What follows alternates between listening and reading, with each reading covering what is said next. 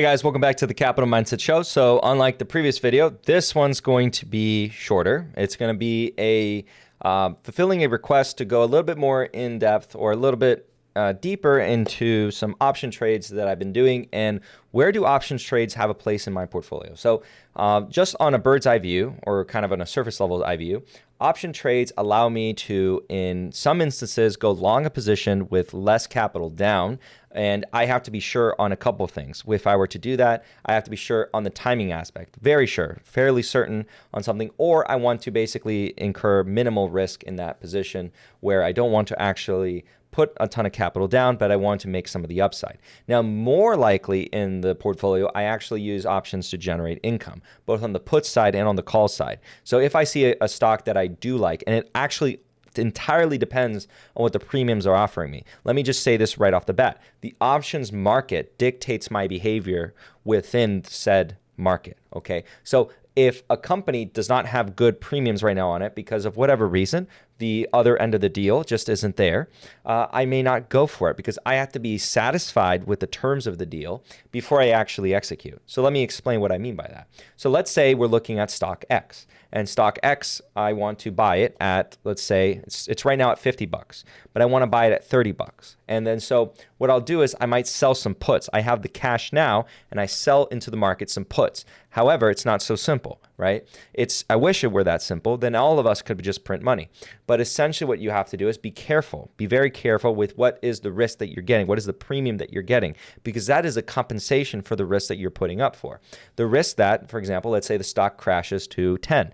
That is not necessarily a loss because you haven't sold yet, right? Obviously, if I were to sell the next day after being exercised, I would have a loss of $20, right? Because I bought at 30, but it's sitting at 10. Now, what you really have a loss of is an opportunity cost, a very big one at that in that specific example. Let's change the example up a little bit. And let's say we're sitting at, $28 right now. My strike price is 30, right? My opportunity cost is $2, right? That's my $2 opportunity cost that I could buy the shares at 28.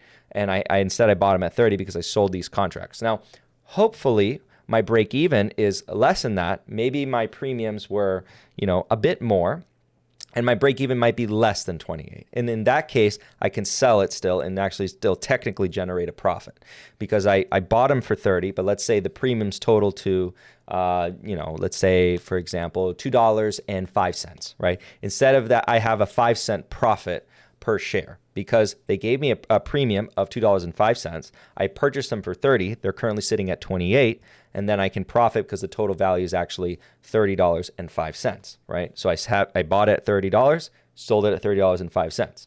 Okay, so hopefully that makes sense. Again, if you have any question on that, comment down below. Of course, when I release the Pay What You Want for the course, that will have a options dedication to it, okay? Because that is something that you actually do learn in your finance classes, so that will be included in there as well with information like that. All right, so where does it play right now in this real life example? So more recently, I released a video. It was published on April 11th, 2022, and actually I'll show that here right now. So you can see here, if you wanted to go watch the video, I titled it this way on purpose because for one, when I title things this way, I actually found more than likely, it actually isn't going to get a lot of views.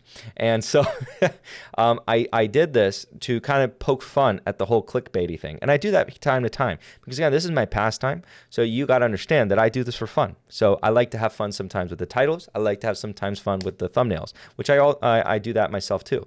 So the thumbnail, I think, had a lot of chicken tenders just piling up. And so making kind of poking fun or having fun with the term, let's print some tendies. So because that's essentially what did occur. So I in this video, I showcased, and let me actually find it. I think here I showcased the actual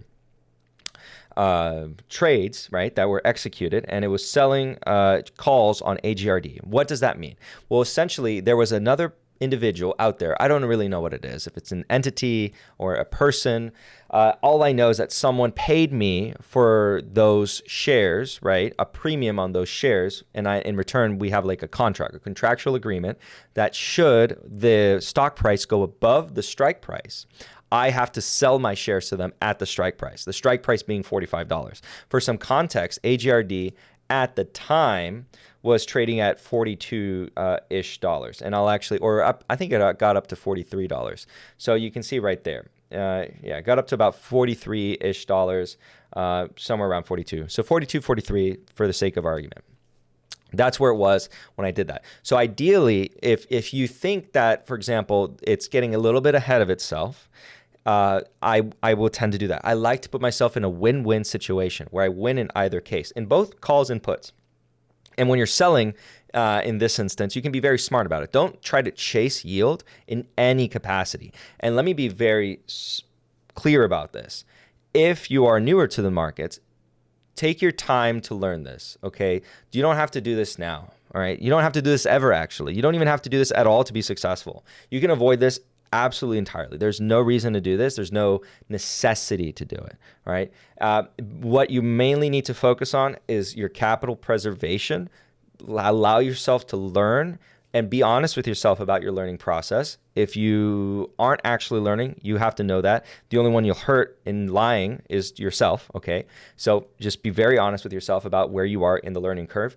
And then if you're, again, new to the markets, you don't have to do options. You don't have to do any option strategy whatsoever. You can be very successful without this, okay? So after that's out of the way, we're gonna discuss, again, a little bit further into the thought process. So in that video, again, I explained the mental thought, right, as to what went on in it. And essentially what it came out to was the profit, right, would be about 16.7%. You can see it there, 16.7% if I were forced to sell. And so I put myself in a win situation. But when you consider the premium that I gained with that, I also would gain an additional couple percentage points. And the total would be an 18.65% for an asset that I haven't held for that long. So the performance would be fairly good, okay? So, and the best scenario for me, let me be very clear, the best scenario for me would be what is kind of playing out right now, where I currently, and I'll showcase this in the image in just a second, I'm actually sitting a gain registering on those options because I was able, I sold those options at when the stock price was higher and those premiums were richer. And now that the stock price has retraced itself a little bit, I actually most likely will get to keep my shares and keep the premium. And just so everyone knows, so I get this question a lot, believe it or not. You actually keep the premium no matter what. I know for those of you who are more experienced in options, think that's obvious, but for those who are newer, you keep the premium no matter what. It's not like an account that, you know, is an intermediary and then if it doesn't go through, they get their money back. No. It's not a collateral. It's a premium. They're buying the contract off of you. So I'm selling the contract. Someone is buying the contract. I need my money so they can buy it and then I sell it. Okay, so I don't own the contract per se. In order to close off the contract, I would need to buy it back right now, and I could close the contract off if there is volume for that to happen, because I basically have to replace the contract, okay? So we can take a look, and I kind of made it a little harder for you. Of course, anyone can really figure out what the monetary value is if they really work hard enough. But, you know, here we are, the same 52 that was shown in that. And I won't get into the details of what the 52 means or anything like that. But you can see the unrealized gain is 66.59%. So what that basically means, and it's kind of topsy-turvy, because when the price, right, you see that day's price change down 24.24%. So that's the day volatility, right? How much it changed in the day. But the total unrealized, right? Unrealized is 66.59% gain. But what does that mean? Well, what it means is the value of those same contracts, right? If you were to do it today, is actually less. All right. So I gain if it becomes worth less. It's the opposite if I own the contracts. If I own the call options for the same exact one, and let's say I bought call options for a $45 strike price expiring 5/20/2022. Well, in that instance, I would not be happy with this current situation. I would be underwater at this point. I would be losing quite a bit of money. A ton of my capital would be underwater. So I'm currently in the win here. But the thing is, I will win in either case. I'm happy with the return. And that's the key, by the way. So going back to the instance that we were talking about right here, I'm happy with both of those returns. I'm happy with an 18.65%. I'm happy even with the 16.7%, but in reality, I'm getting the 18.65%. So I'm happy with that return, okay? And if you're not happy with that return, don't do this. Why would you put yourself in the situation? Because when you're selling the contracts, you're in basically all the control. You are the one choosing to get into this. You don't have to get into this. No one's forcing you to get into this. Okay, so I hope I hammered that point down enough. So when we're sitting at today at $40.36, all I need this to do is stay below the $45 by 5/20/2022. And after that, and I know that one of you also is in the same trade, by the way, because I saw your comment. And so we're in this together. You also sold some contracts. So we're both hoping that the price stays below, ideally, if we want to keep this asset. If you didn't want to keep this asset, then you're probably not hoping for that. And then we are still up in terms of price appreciation. You can check that out in the public portfolio that's free to see, actually. The actual performance right now is still good, but, you know, we're still in I guess, a win-win situation if your cost base is the same, which I assume it somewhat is. So, and I think you mentioned what your cost base is. I just don't remember off the top of my head, but you know who you are. Okay, so that's pretty much covers what we're talking about here today. So in summary, options can be a good tool if used well to either increase income or, you know, mitigate risk. Very important. And I didn't get into hedging because they can also be used for hedging. There's many different strategies that you can get into options. But if you are newer to the markets, it is something that you do not need to get into. Don't feel like you need to. And also, I would caution you to be cautious and really try to learn before you actually start it, okay? Because just as I said, and I think this is where I'm going to finish off the video in this last little tidbit, which is equally as important as the rest of the video, is the risks associated with options. Well, options have a time risk because implicit in an options trade, you have the effects of time. So remember what I said with that expiration date, the day that it expires, the day that I said it has to be below a certain price. Well, in the same case goes for both the long, so buying the contracts and selling the contracts, you have that same worry. So again, for me, in my instance, I'll have an opportunity cost, right?